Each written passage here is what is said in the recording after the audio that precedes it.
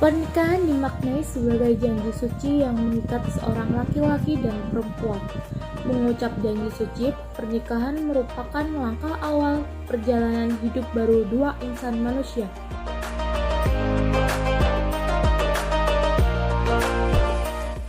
Sebuah pernikahan sejatinya tidak hanya menyatukan dua insan manusia, melainkan dua keluarga besar.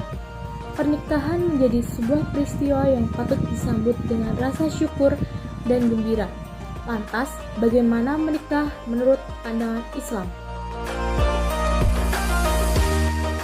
Menikah merupakan sunnah Nabi Shallallahu Alaihi Wasallam yang dalam pelaksanaannya sangat dianjurkan bagi umat Muslim. Dalam Al-Quran, Allah Subhanahu Wa Taala telah memberikan contoh bahwa salah satu sunnah para nabi yang merupakan tokoh teladan mereka adalah menikah. Firman Allah Subhanahu wa Ta'ala, Quran Surah Ar-Ra'd 38. Dan sesungguhnya kami telah mengutus beberapa rasul sebelum kamu, dan kami memberikan kepada mereka istri-istri dan keturunan.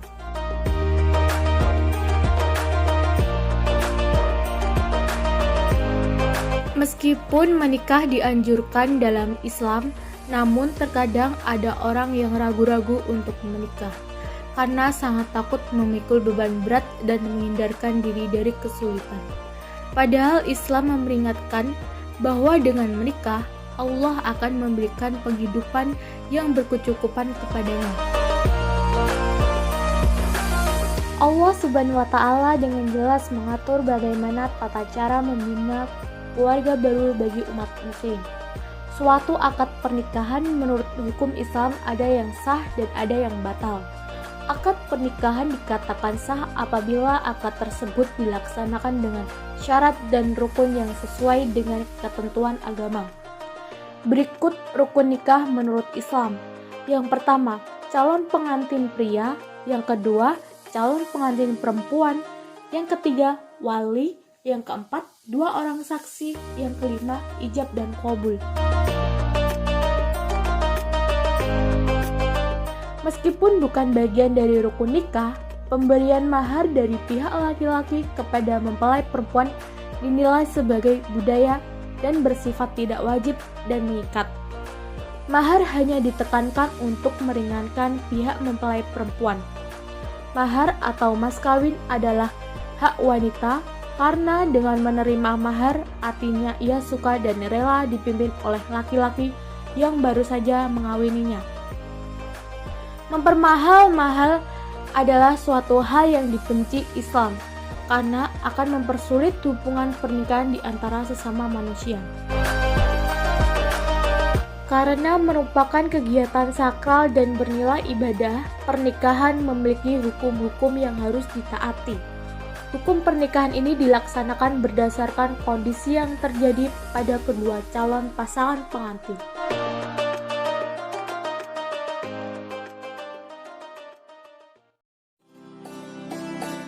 Hukum pernikahan dalam Islam dibagi kepada beberapa jenis, yakni wajib bagi orang yang sudah mampu menikah, nafsunya telah mendesak, dan takut terjerumus dalam perzinaan, maka ia wajib menikah.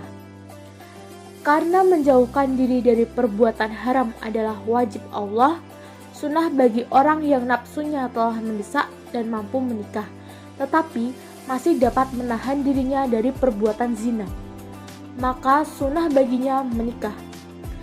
Nikah baginya lebih utama daripada bertekun diri beribadah. Haram bagi seseorang yang tidak mampu memenuhi nafkah batin dan lahirnya kepada istri serta nafsu tidak mendesak, maka ia haram menikah. Makruh menikah bagi orang yang lemah syahwat dan tidak mampu memberi belanja kepada istrinya.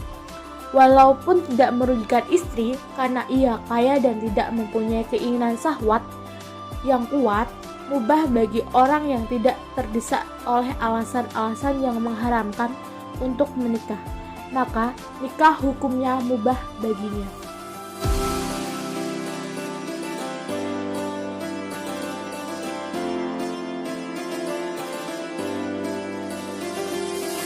Akad nikah merupakan upacara sakral karena mengikat kedua belah pihak, yaitu istri dan calon suami. Dalam Islam pun dijelaskan bahwa sebuah pernikahan akan batal apabila yang pertama, suami melakukan pernikahan sedangkan ia tidak berhak melakukan akad nikah karena sudah mempunyai 4 orang istri. Sekalipun salah satu keempat istrinya itu dalam iddah talak raj'i. Yang kedua, seseorang menikah bekas istrinya yang telah diliannya. Yang ketiga, seorang menikah bekas istrinya yang pernah dijatuhi 3 kali talak olehnya, kecuali bila bekas istrinya tersebut pernah menikah dengan pria lain yang kemudian bercerai lagi pada kuhul dari pria tersebut dan telah habis masa iddahnya. Yang keempat, pernikahan dilakukan antara 2 orang yang mempunyai hubungan darah, semendah dan sesuai sampai derajat tertentu yang menghalangi pernikahan. Yang kelima, istri adalah saudara kandung atau sebagai bibi atau kemenakan dari istri atau istri-istrinya. Dalam pernikahan menurut Islam, pada dasarnya seorang laki-laki Islam diperbolehkan menikah dengan perempuan mana saja. Namun juga diberikan pembatas-pembatasan. Sebagai pembatasan, seorang laki-laki muslim dilarang menikah dengan perempuan tertentu. Dalam larangan itu tampak segi-segi larangan itu. Sifat larangan itu berupa perlainan agama, larangan nikah karena hubungan darah, karena hubungan sesuatu, karena hubungan semenda yang timbul dari pernikahan yang terdahulu.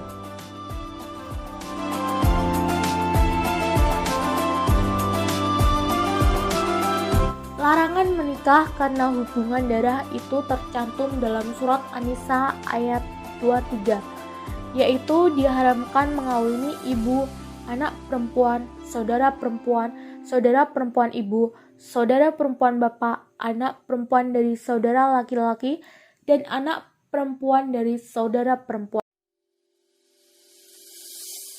Hubungan sesusuan menjadikan orang mempunyai hubungan kekeluargaan yang sedemikian dekatnya.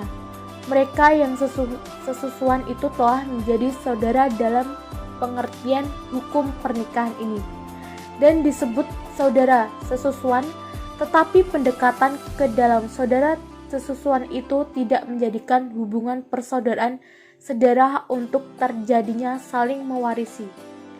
Karena sedarah dalam hukum kewarisan, larangan pernikahan dalam hubungan adanya hubungan sesusuan terdapat dalam Al-Quran surat An-Nisa ayat 23, yaitu dilarang mengawini ibu yang menyusui dan juga saudara perempuan.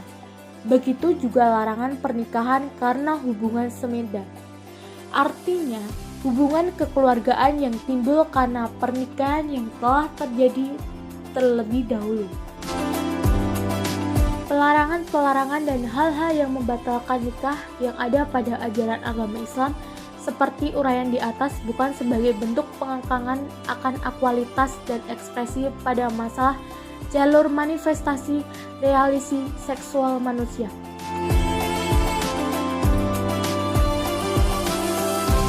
Tujuan pernikahan dalam Islam adalah membangun keluarga sakinah, mawaddah, warahmah. Hal ini tertuang dalam Quran surat Ar-Rum ayat 21. Yang artinya, dan di antara tanda-tanda kebesarannya, ialah dia menciptakan pasangan-pasangan untukmu dari jenismu sendiri, agar kamu cenderung dan merasa terteram kepadanya. Dan dia menjadikan dia antaramu rasa kasih dan sayang. Sungguh, pada yang demikian itu benar-benar terdapat tanda-tanda kebesaran Allah bagi kaum yang berpikir. Islam memandang bahwa pernikahan harus membawa maslahat, baik bagi suami istri maupun masyarakat. Sedemikian bermanfaatnya pernikahan sampai-sampai nilai kebaikan maslahat yang dihasilkan olehnya lebih besar daripada keburukan-keburukan madarat. Dilihat dari titik pandang kolektif manfaat, Yang paling berarti tentu saja adalah meneruskan keturunan. Tetapi ini bukan hanya sekedar pengabaian anak secara fisik aja. Lebih dari itu, lembaga pernikahan menjamin agar manfaat penerusan keturunan tersebut akan dapat menjadi suci dan tertib, tidak vulgar dan semrawut.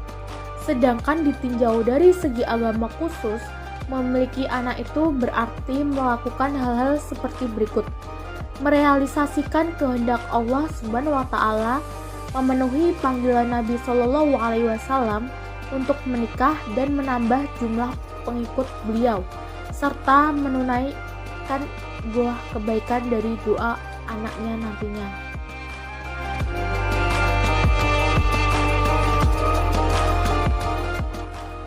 Terdapat banyak hikmah dalam pernikahan, di antara adalah dapat menenteramkan jiwa. Dengan begitu akan tercipta perasaan-perasaan cinta dan kasih sayang.